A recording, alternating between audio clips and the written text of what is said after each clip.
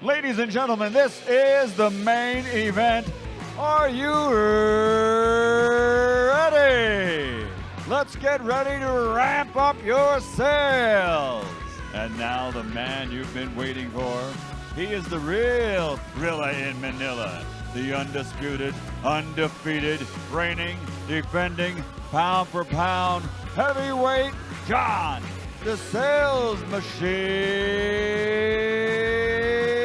Rankins.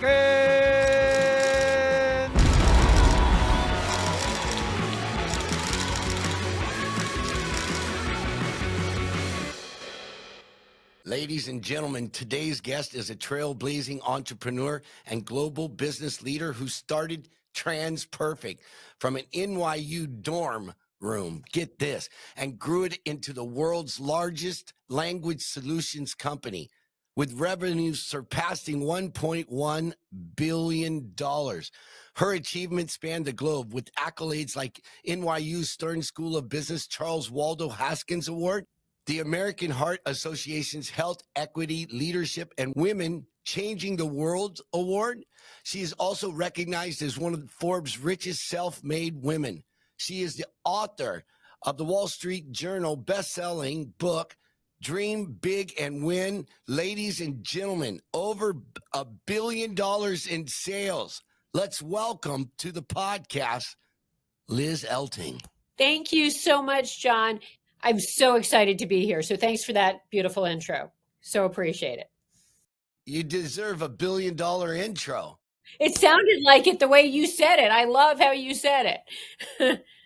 Well, you know, from a dorm room to building $1 billion company, I first and foremost want to jump right in there, right? Because I want to understand what was your mindset and what was going on with your psychology when you came up with this solution, Transperfect. Okay. Well, I was fortunate to work at another translation company after college. And I worked there for 3 years, and I absolutely loved the industry. And I loved the people. But I thought it could be done better. I recognized issues. I saw a real gap between what our clients needed and what was available from our company and even from the industry. So I went back to school. I got my MBA from NYU. And then in 1992, decided I was going to start my company. And it was a tough decision because at the time there were 10,000 other translation companies out there. So I was not the first person to have this idea, but they were tiny mom and pop companies that were started and run by translators who were so busy translating they couldn't scale their businesses. So I thought, okay, I may have studied 4 languages because I did, and I loved languages, but I was never translator level. So I thought, okay, I will start this company and, being a business person, be a pioneer in the industry and build something bigger and better than the others. And not that the other people in the industry weren't talented, but they were generally linguists. So they weren't busy scaling their company. So I thought, we will do this differently and better. And that was the idea behind starting Transperfect. Yeah, you know, I always tell our listeners there's 2 types of companies, the quick and the dead, especially in the entrepreneur world or in startups, right? If you want to make the most money, you've got to solve the biggest problem. And you identified that the problem was there's a lot of linguists out there, but they cannot scale and or allowing companies to scale globally. And that's something you did differently with Transperfect. I mean, it evolved into now, it's not just multiple language, but in actuality, it's even multiple culture and all the way down to, you know, packaging, the messaging. How did you go from, okay, I'm going to scale this model, but we're going to do it and we're going to go global? Right. So at the time when we started, as I said, there were other translation companies out there, but the one that I had worked at, which was actually the biggest at the time, still did a number of things wrong, in my opinion. It was about 90 people. It was the world's largest at the time, but I saw issues there. I thought they could not turn around projects quickly enough. A client would come to us and say, I have this 10-page document and I need it translated. How quickly can you do it? And I'd have to say, that will take 5 days. But I knew the client needed it in 1 day or 2 days, and I didn't have the authority to do anything about it. Or um, the company would occasionally make mistakes in a client's translation, and I would have to charge them to fix the mistakes. And I thought, well, that's not service oriented. I don't like that. Or we couldn't give them any kind of deliverable. We could only offer WordPerfect and Microsoft Word. Those were the softwares back then. But clients wanted other things. They wanted other deliverables. They even wanted other kinds of projects done. So I thought, we need to be able to offer this. And finally, I thought we could have an office in every major city around the world. Clients are around the world, so why shouldn't our company have an office, a local presence around the world? So I saw all these opportunities to do things differently and better. And as a result, a company that we could really build and scale and grow to the world's largest. So that was the idea behind it. And then, I can tell you how we went about it, but that was the reason I thought, wow, there's an opportunity. Clients needed a real one-stop shop for language solutions along the lines of a top-tier investment bank or law firm, and it just wasn't out there. So that was You're what. a sales machine. You're an absolute sales machine. Because here's the thing, I always say the greatest skill, and I've been doing this for 30 years, building and scaling sales team, is listening. And you were listening to the problems. You were listening to what were your clients' biggest struggles. And you took it on your own, even in an entity that wasn't going to entertain it and say, you know what? I'm gonna. I'm going to serve these customers at the highest level. And you solved a bigger problem. I mean, Steve Jobs did it with the finger, right? And the iPhone. He's like, remember there was a stylus? He goes, yeah, uh, we're done with this because you got one of these, right?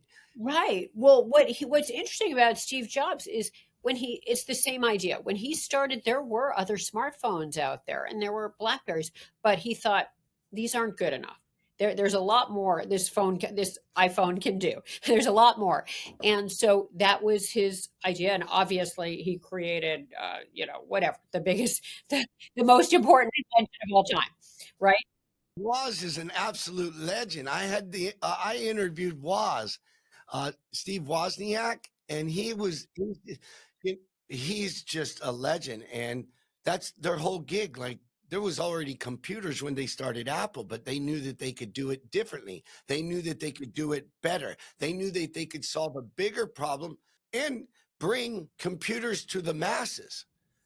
Exactly. No, and that's what they did. And that's why I always say, don't confuse being an entrepreneur with being an inventor. You do not need to invent something entirely new to be wildly successful. And of course, that's what they did. And that's what we were trying to do. And one of the big differentiators was spoiling the client with service and quality and innovation and anticipating their needs before they knew they had them.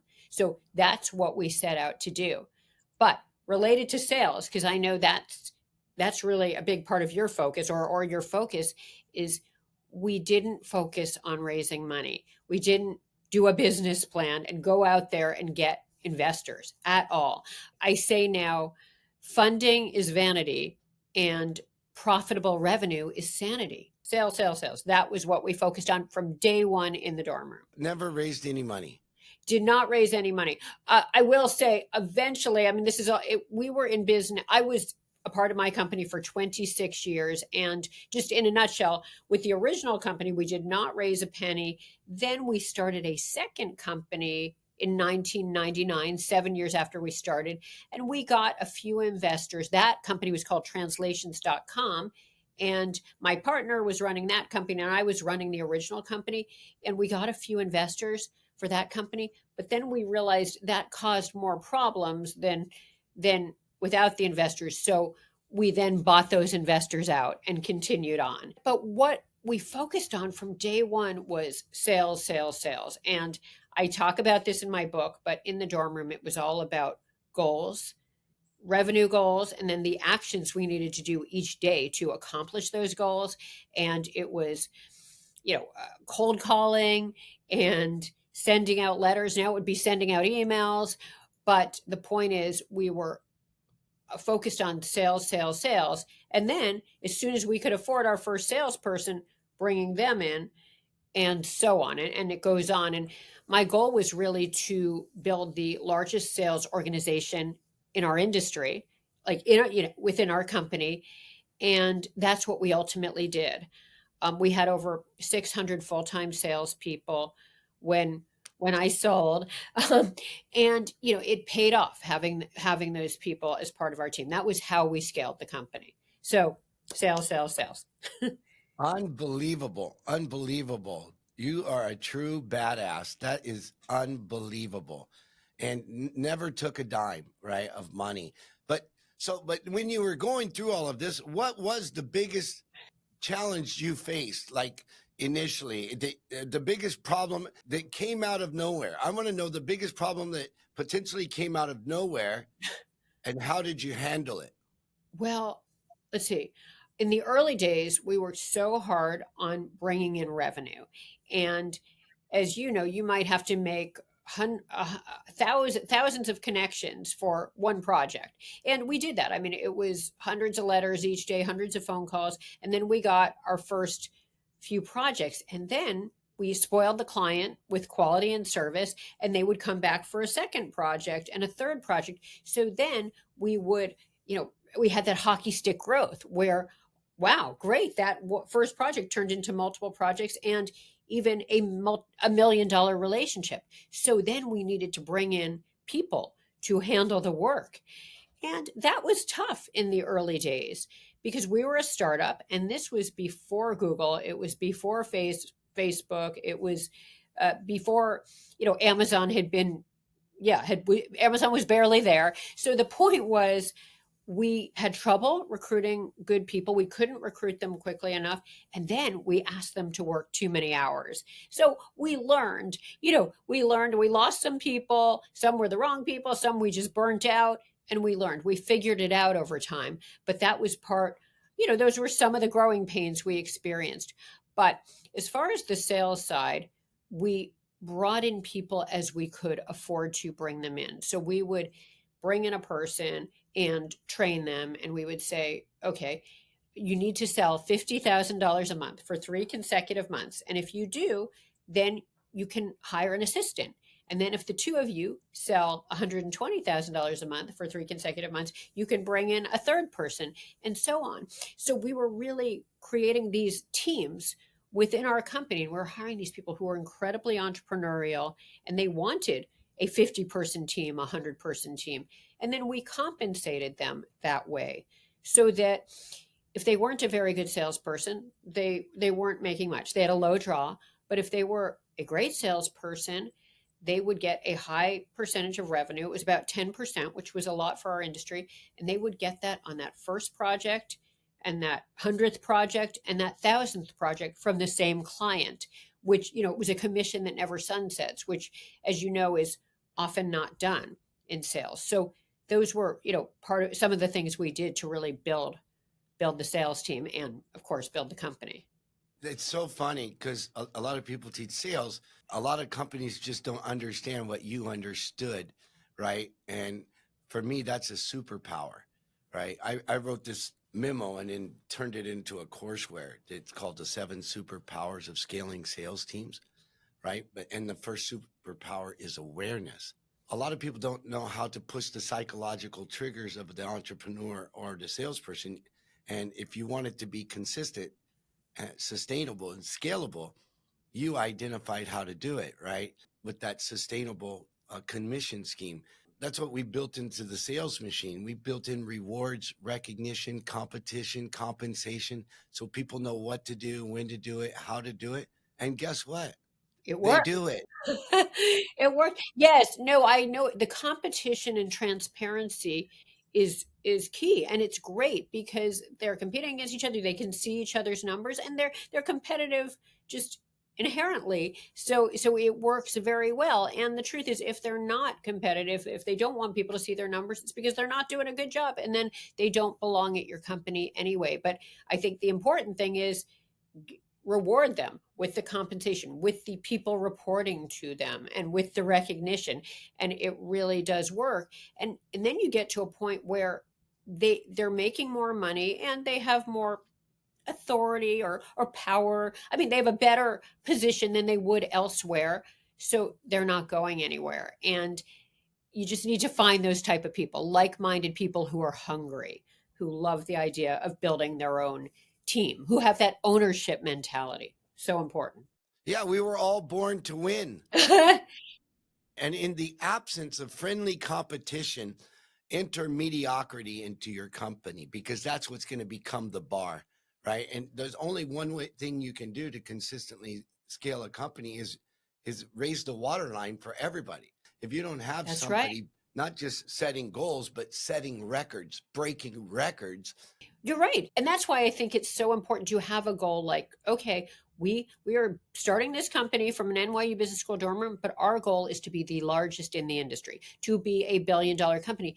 Because then after you start doing well and you get to 20 million or 50 million in revenue, you realize you're not done. You're not there yet because you have bigger fish to fry. You have more goals to accomplish, and your people understand that too.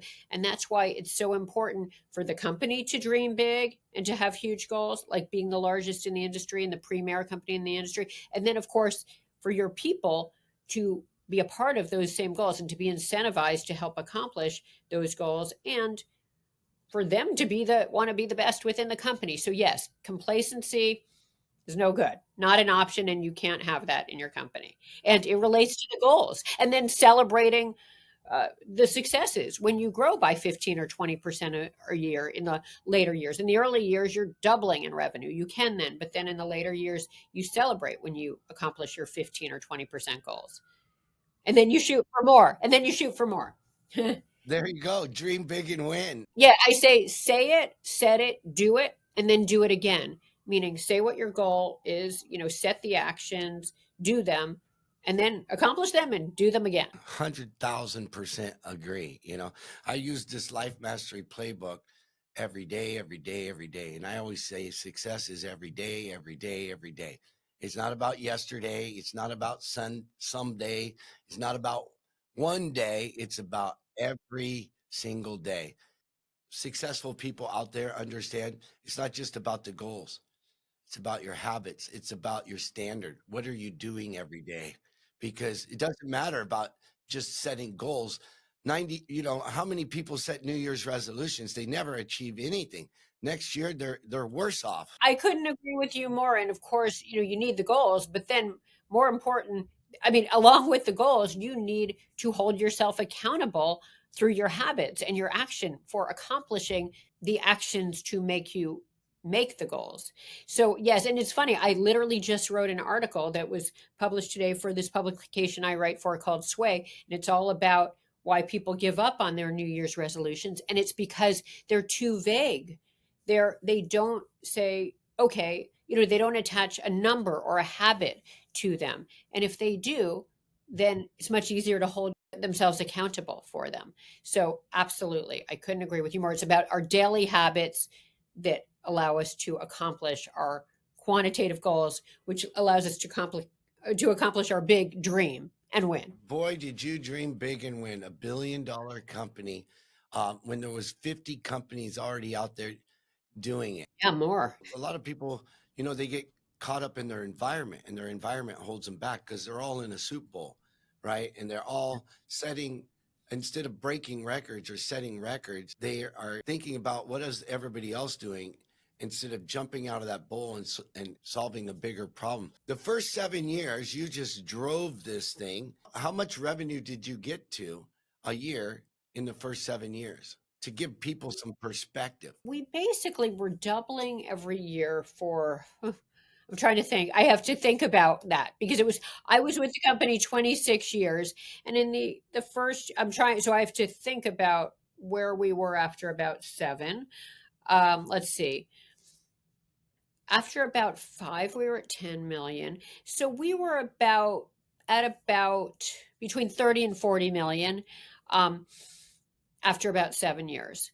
Wow, and that's fantastic. And who were some of the clients? Because obviously now you're doing B2B. You're not just doing translations for the little guys. Now you're actually working with some of the big guys. Well, I will tell you, it was basically all B2B. And I think that's why we were able to grow. And I think that's a good thing for people to remember.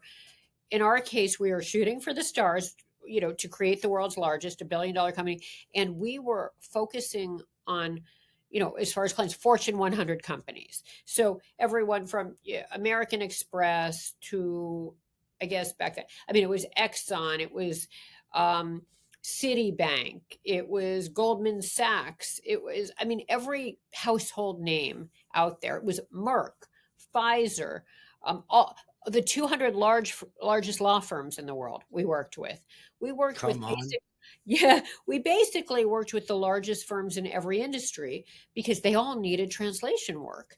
And then what happened, and I think this is an important point, we were selling them translation work initially in every language and whatever they needed done in every field, everything from legal to pharmaceutical to financial terminology. But then we also figured out what else they needed based on the types of projects they were giving us. So as we worked for the 200 largest law firms in the world, we realized they needed litigation support services. So we started a litigation support services division. Or we realized they needed staffing services. So we started a staffing services arm. And then other lines of business as well. Virtual data rooms, content management solutions, and the list goes on. But it was based on what we saw our clients needed. So the idea was bring in a client, spoil them with quality and service, and make them a raving fan so that they tell everyone within their company how great you are, and then everybody outside their company, and then figure out what else they could need and start offering those services. And so that is a lot of how we were able to grow as well. Yeah, and it's all about service. I love Zig Ziglar. Oh, I used to read him. Yes, yes, yes. Everybody talks about sales is sleazy, sales is this or that. No, there's sleazy people out there, but sales is really service. When you come from service, you're never nervous. It's always about what can I do for this person, right? And a lot of people say, well, I'm not a salesperson. You're absolutely right. Do you not like helping people? I love that. And one of the things we learned, and this is what one of my mentors used to say, is he used to say, don't, he was one of the sales coaches we worked with. He was the major sales coach we worked with, but he used to say, his name is Jack Daly. Yeah, I know Jack. You I, do? I wanted him to be my mentor, and he's just retired. Oh, he's my mentor. Oh my Oh, goodness. you should talk to Jack and say, Jack, reconsider. But I know Jack's went. He still got on a call with me, and he lost his wife, and he's a legend. He's a legend. And but can I just tell you, okay, so this is what happened. I was in 1995, I'd say about 2.5 years after we had started our company, I went and heard him speak to what was called YEO, Young Entrepreneurs Organization. Now I think it's called EO. I think they've changed the name now. It was in 1995, and he was speaking to entrepreneurs about how to manage sales managers. And I went there, and at the time we had only a handful of people at our company, probably four people at our company, including me and my partner. And so there I was listening to him, and I was thinking, I don't have a sales manager to manage. I don't have salespeople to manage. I'm the salesperson, and my partner as well. But I listened to him, and I loved him. And then after that, I brought him back to our company. We brought him back when we had a half a dozen salespeople, so maybe 6 salespeople, and we brought him back every year or two until we had over 600 salespeople, and I sold. And he offered so much wonderful advice along the way. And one of the things he used to say is, don't show up and throw up. Instead, meet with your client and ask them questions and listen to their answers, and then let them know how you can solve their problems. And so don't show up and throw up. Instead, ask questions and listen. And I love that. And That's really how we used to sell, consultative sales, as you're saying. Um, and that was key. Another thing that we tried to do is really act like we worked for our client, like inside their office as part of their team. And as I said, we were dealing with the world's largest companies, but we would get to know them and make suggestions on what they should do if they were sending out an RFP, or if they were about to get a new project, a new document, a new something translated. We would give them advice on how it should be written in English. So it was, I mean, we acted like we worked there for them. We acted as if we were on the inside, and I think that served us well too. And I think that's a great approach. Really, that's a big part of how you spoil your clients. So a couple different things that I love about what you say and what you said. One is, with Jack, don't show up and throw up. Whenever I'm training salespeople, I literally walk in the room and the first thing I do is write on the board, nobody cares. Right. And it throws them off. And I'm like, so nobody cares about your product. Nobody cares about your service. Nobody cares about your hair. Like, let's just keep it real. It's all about what's in it for them. And so the first thing you need to do is listen. The companies say, well, how are you unlike everybody else? And we're like, well, first of all, there's no one else that can automate the entire system of sales. You can buy a CRM and that's just a tool. You can buy a CRM with email marketing. That's a power tool. We've got a machine that's a total sales system, and we will plant one of our reps in your office to do it with you. That's amazing. That's what they want. That's what they need. No, you're amazing.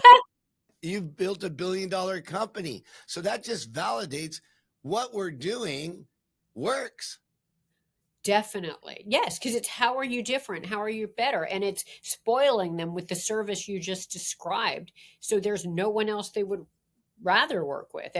And yes, so that's perfect. Your customized solution. And then it's continually figuring out what else they could need. And as I said, anticipating their needs before they know they have them. And that's what needs to be done as a company grows, right? Because you can't be stagnant. You need to keep innovating. But that's wonderful, because back to what you're doing, if you spoil them, as I said, they're your raving fans. They're telling their company, they're telling people outside their company. And then, they may start with, in our case, it was $150 one-page project. That project turns into multiple projects, and the multiple projects turns into millions of dollars from that one client. So for so many reasons, that's the way to go. Did you ever experience hitting a plateau? And if you did, what did you do about it?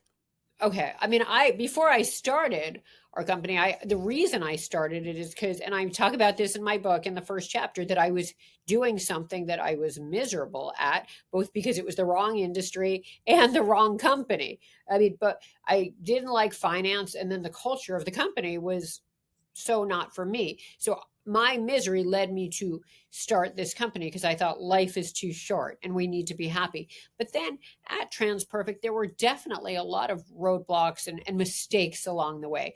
I mentioned to you that, as we grew and scaled the business, we needed to bring in people quickly, and we made mistakes, and we burnt people out, and we lost people. And that was hard. And we learned how to prevent that from happening, whether it was adding offices in other time zones so those people could cover for the people who needed to go home for the day, or adding different shifts, or just giving people comp time. But we also had issues like, we made a deal with one client, or we thought we made a deal. They said they were giving us $15 million worth of business, which, I mean, that's a lot of business at any point for a company, but certainly in the early years. And we were so excited and they were a major company. I mean, they were a Fortune 50 company, and that we ended up opening an office for them and hiring a bunch of people. This was in Florida, and I think it was in Orlando, because it was near where they were. And then they pulled the plug on it.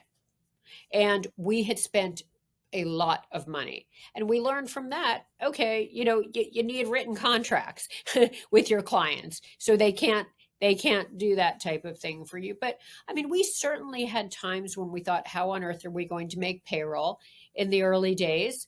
Absolutely. Yeah, I bootstrapped the sales machine, and I got to tell you, there's been some uncomfortable moments. Really? Oh, yeah, there are, because, you can't guarantee you have the revenue, so sometimes you just have to live small. You have to pull out buy those ramen fried noodles, 4 for $1, and eat them for days. And we did a lot of that in the early days. I think the first 4 or 5 years that we were in business, my partner and I were each taking $8,000 a year in salary in New York City. New York City, that's a hard place to live for $8,000 a year. And so the point is, yeah, it was hard in the early days. And then there were other problems in the later days, like uh, keeping the employees motivated because the hours could be long, uh, and retaining the best people. I'm trying to think of other issues. I mean, I talk about partnership issues. I did end up having partnership issues with my partner. We were 50-50 owners. And for any listeners out there who have business partners, I say to people, if you do have partners, make sure, if you can, that you are the decision maker. Because it's very hard when you're 50-50, there's no decision maker. You can be disagreeing every single day. And as the years went on, there were more and more disagreements. And that tends to happen with partnerships. So that was one issue. And the other issue is we didn't have we didn't have any shareholders agreement, not a proper shareholders agreement. We didn't have a shareholders agreement. I feel you. Yeah. I mean, the reason we didn't was because we started without money. I mean, I had my life savings, which was a couple $1,000s in the bank. My partner had $90,000 in business school debt. So we were in the red. We were in the red. So we couldn't afford to hire an attorney. So we didn't draft and have a shareholders agreement between us. And instead, we just started it as 50-50 owners because we were boyfriend and girlfriend. And then we got engaged and we were fiancés. And then we broke up. But by the time we broke up, after 5 years, the company was at that point about a $5 million company. And as you know, the hardest million or 2 million or 5 million, the first million or 2 million or 5 million is by far the hardest. So Oh, neither of us was going to leave. Yeah, right, isn't it? So the bottom line is we broke up. We didn't have a shareholders agreement, and the company was our baby. And the hardest part was over. So we weren't going to split that baby. So we worked together with no shareholders agreement. and there's no splitting babies. There's no splitting babies. No, you can't split a baby. And it was our baby. But the bottom line is we worked together as 50-50 owners with no decision maker, no board, no shareholders agreement for 26 years. Wow. I think we did just because, as I said, the hardest part was over, and I knew it was my passion, and I suppose it was his too, and we weren't going to walk away, but it was difficult and it was rocky, and we found ways to divide responsibilities, but ultimately that didn't work. And I mention this because I went through kind of a crazy situation where, in order to finally either buy or sell, I had to litigate, and I spent $50 million in legal fees to sell my half of the company. And I only tell people that because it wasn't just the money, it was also the heartache. It was incredibly difficult going through litigation with my business partner. It was about 20 different lawsuits. It was a very ugly litigation. And I say that because for people who are entrepreneurs, if you have partners, have a proper shareholders agreement. If you have partners, ideally make it so you're the decision maker, assuming you want to be, because it's hard when you're not, and you can go through ultimately if those things are not in place can be very difficult. So, just a lesson learned. The $50 million lesson, ladies and gentlemen, that's actually priceless, Liz. Priceless advice. Believe it or not, I know that sounds like an incredible it's a lot of money, obviously, but it's also, yeah, we had thousands of employees at that point, and they were in the middle of this whole thing. So it was very bad emotionally. I mean, I can only speak for myself. It was a horrible time, even aside from the money. I mean, the money is outrageous, right? But the heartache. And so, I mean, I came out fine and life is good, and now I have a wonderful life, and I, you know, love it. But it's just a lesson learned from what we did wrong that I love to share. I love your authenticity and honesty, your transparency.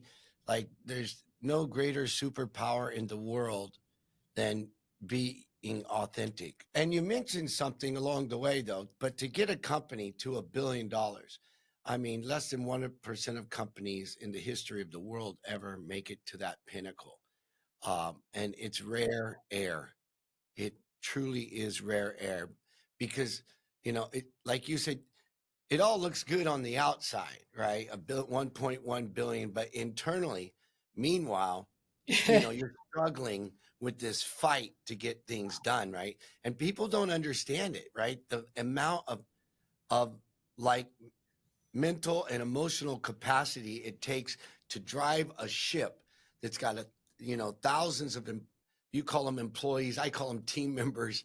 I like I don't think anybody likes to be called an employee, but I want to talk about culture because this is what a lot of people don't talk about. I mean, I've been inside Facebook campus. I had the opportunity to go check it out, and all the food is free, and there's snack bars or snack stations at every like different pod of different people, and there's all kinds of different restaurants, and you can go and eat anywhere you want, any kind of food, and they just really take care of people. But obviously they're a multi-billion-dollar company. I don't know if they've hit a trillion yet, but and same, you have this Google, but obviously for the little guys, like I provide, and we provide lunch. But that's, every that, day. yeah, every day. Wow, that's amazing.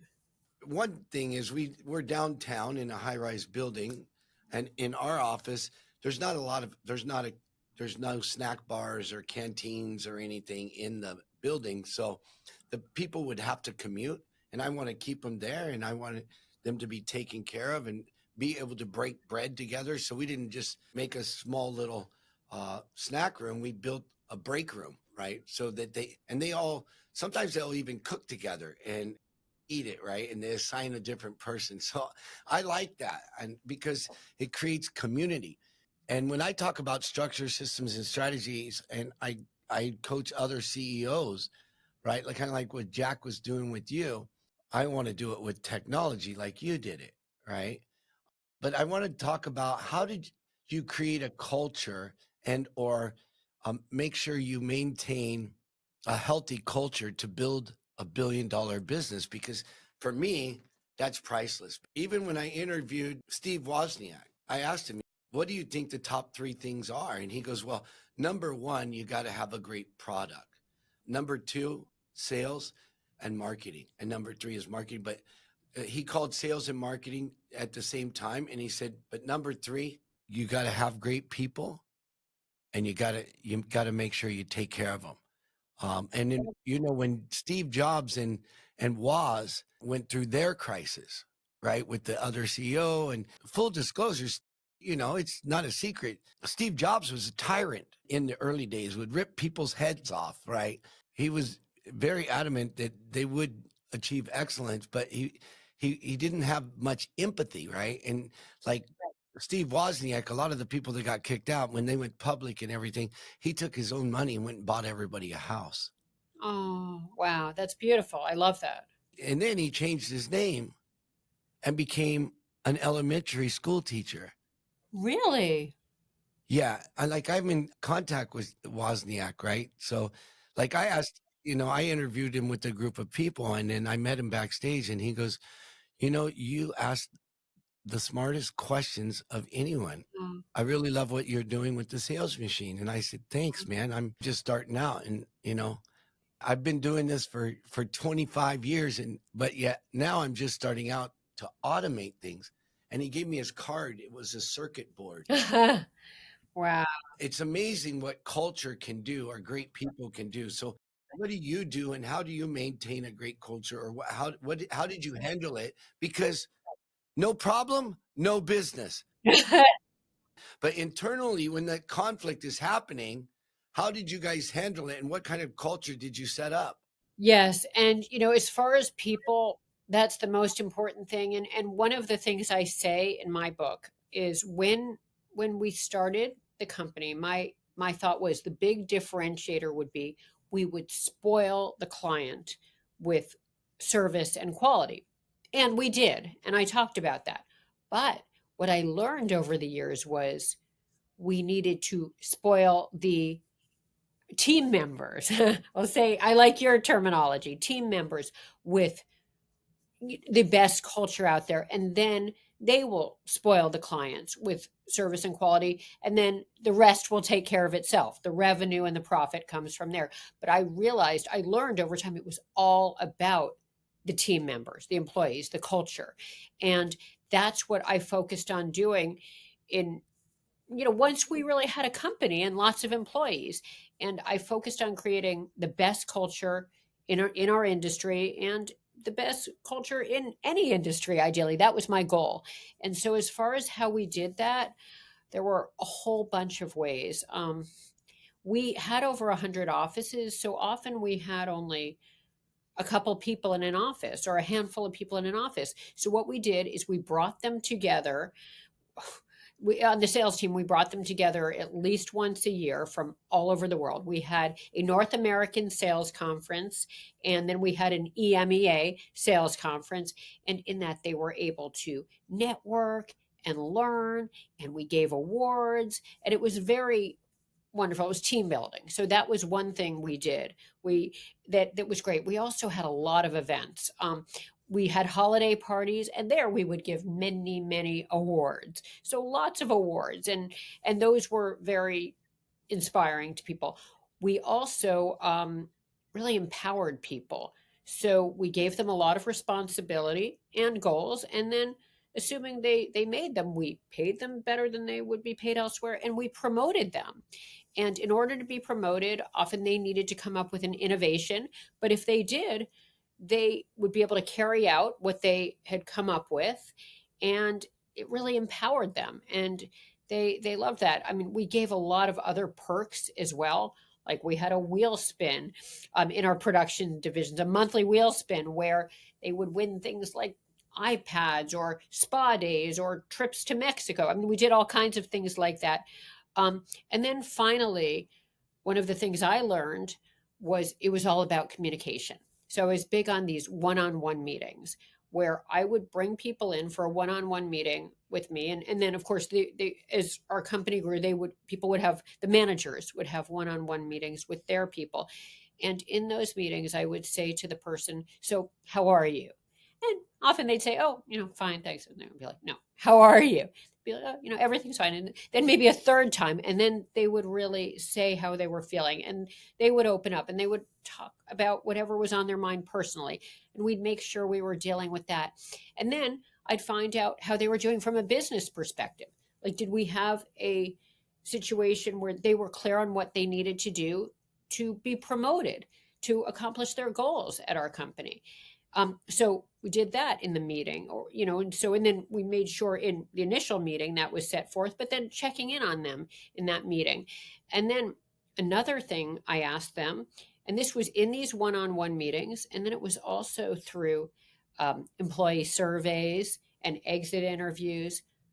My favorite question, which was, what would you do differently if you owned the company or you ran the company? And yeah, we got so many amazing ideas that way. And some of them were like new client offerings. Like when we started Transperfect litigation support services, it was because it was one of our employees' ideas. When we became ISO certified, it was because it was one of our employees' ideas. When we came up with Transperfect linguist certification, the gold standard for certifying linguists in our industry, it was one of our employees' ideas. And then some of the ideas were internal systems that we should have in place. One of the ideas was why do we have an espresso machine on the 40th floor but not on the 39th floor? We should have that. So somewhere as simple as that, but really asking them what they would do differently if they own the company, and that helped with the culture as well. I think that allowed to have a great culture. So we did a lot of things, a long list of things, but it was all about culture. Another thing is when new employees came in, we celebrated. We would have, I would eat, well, sometimes it was, I would have a one-to-one lunch with them. And that was, employees at all different levels. And I loved that, really got to know them. Sometimes we'd have a little party for them, a get together. And we would really focus on doing that when they came in, as opposed to when they left our company. Because at that point, they're out the door. I mean, that's not the time. It's kind of silly to have a going away party, right? Instead, they should be having a welcome party or a welcome lunch. So, all kinds of things like that. Yeah, I read that in giftology. It's absolutely amazing. Yeah, and I changed my entire psychology about that because we used to do parties for people who were leaving, but some and we still do. But I mean, I've had people that were with me for 20 years, so for them, I throw a party because they're just retiring. That's a different gig, right? Yeah, and so now when you join the company, we have a monitor up front in the lobby, and it says "Welcome" on your first day, and then we put balloons up, and then we give them a welcome basket with a nice bottle of wine, some cheese, and just some snacks and stuff, and uh, we have a card, right? And the team signs it. Whatever the division is that the people are coming in from. And people are blown away. Like when they come in their first day. Um, no, Jack Daly taught me this. Jack, I read his book, and Jack's like, it's so crazy. People celebrate these people who leave, celebrate Yep, the people who join.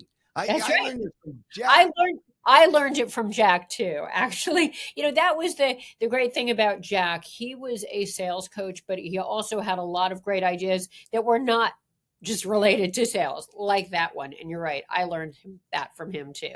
So, absolutely. But I love what you said you do. That's amazing. That's brilliant. A whole basket of those things. That's wonderful. That's from Jack. I got to give credit to Jack, because I've studied so many different people, literally, and you hear a lot of people say, well, I read 1,000 books. Yeah, I don't care. What did you implement? That's right. And no, you're right. I mean, I think he said that first time I heard him speak, he said so many things that resonated with me, and of course, including that that example that you just said. So yes, and that was why we kept bringing him back. So wow, I love that you're a fan as well. But you're right. What did you implement exactly? I want to talk about your book, Dream Big and Win, and I want an autographed copy. I don't want to just go to the bookstore. I want to get one directly from you, Okay.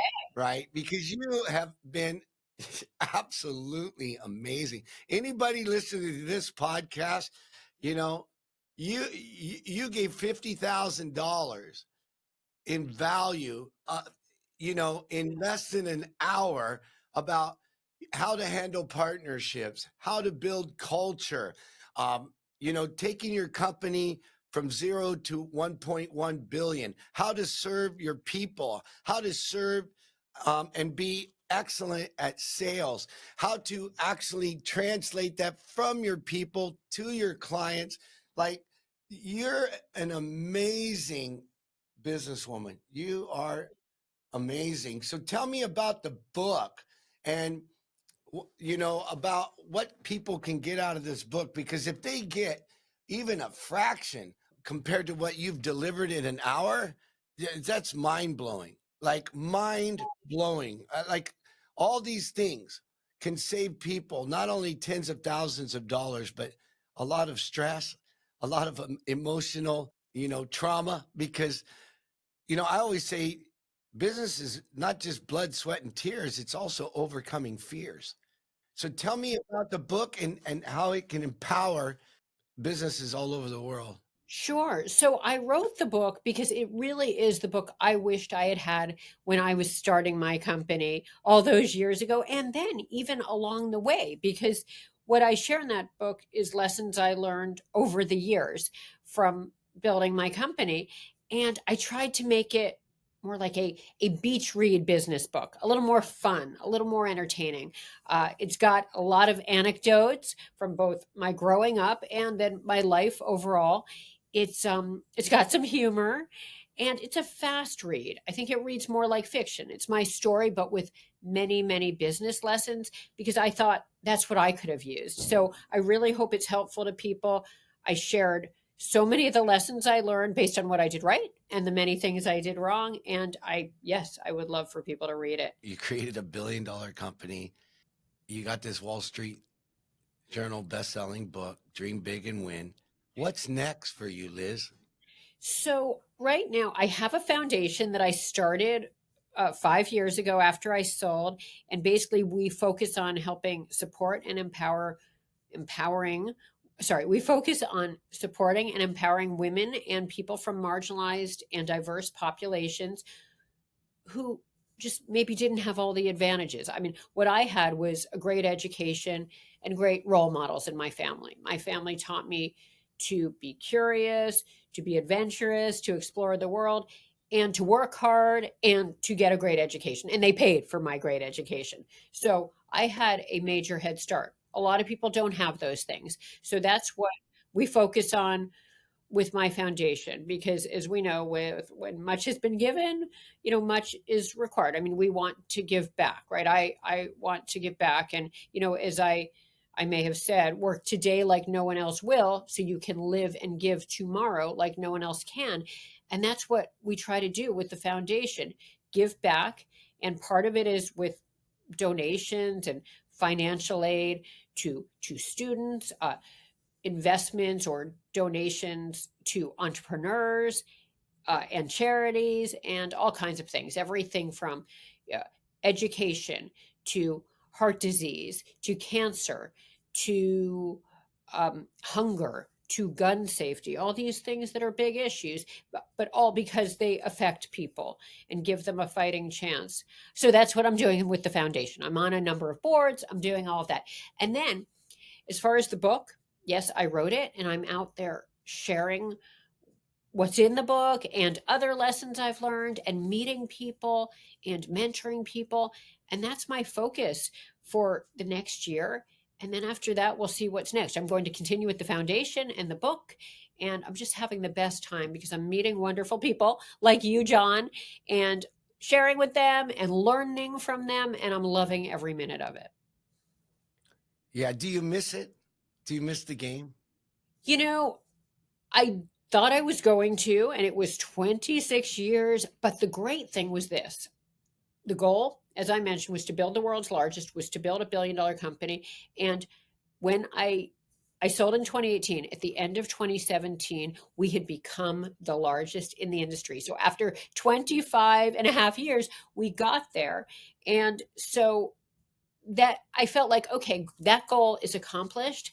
And I thought I would miss it, but I realized what I was doing there was wonderful, but it'd been the same company and a lot of the same people as far as the senior level people and the same line of business. And now I'm learning so many new things and meeting so many wonderful people that I think this is great in a different way. And as I said, I'm loving every minute of it. So there are elements I miss of it. I think what's most rewarding as an entrepreneur, and I'm sure you know this, is when you grow your company or when you're servicing clients. But in our case, it was more from growing our company, bringing in employees or team members. I like your words better than mine, your terminology better than mine, but bringing in team members. And they were right out of school, usually right out of college. And they wanted an opportunity, and saying to them, okay, well, we're going to give you this project manager or this production assistant job or the sales assistant job. And then they do the right things, they learn, they grow. And after 5 years or 10 years, they're managing 100 people or 200 people or whatever they're doing. And it's just so incredibly rewarding. And I'm learning from them. And I loved, loved, loved that aspect of it. But as I said, because of what I'm doing now, there are other benefits I'm getting that I didn't have time for then. So it's all good. It's all wonderful. Great. And you said you sit on boards, right? So, and do mentoring. So tell me a little bit more about that. Well, as far as the boards that I'm on, they're mostly nonprofit boards. So the American Heart Association, I'm on one of their boards. Um, Trinity College, where I went undergrad, I'm on their board, and a number of committees and their entrepreneurship advisory board, and some women's groups boards within Trinity, and NYU Business School. I'm on their executive board. And then I'm also very involved in their accelerator program, which I think is the best accelerator program in the world. I'm such a fan of their accelerator program. I I fund it, and I meet women entrepreneurs, and I meet all the entrepreneurs, but we basically donate to or fund the top women-led companies each year. So I'm on that board. Something called Girls Learning Advanced Math. I'm on their board. I'm on Sandy Hook Promise. I don't know if you know that, basically that shooting, the Sandy Hook shooting 11 years ago, on that board. Wow, you're a busy woman. Those are some of the boards. But yeah. So there you have it, folks.